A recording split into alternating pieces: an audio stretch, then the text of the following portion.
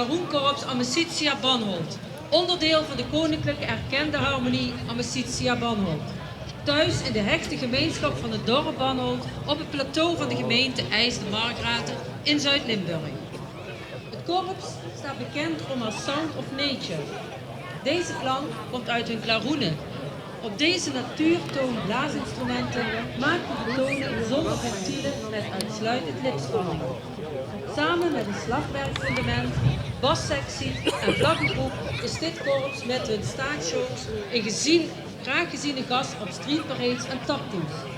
Meermaals bijzonder succesvol op het Wereldmuziekconcours in Kerkrade in de hoogste divisie.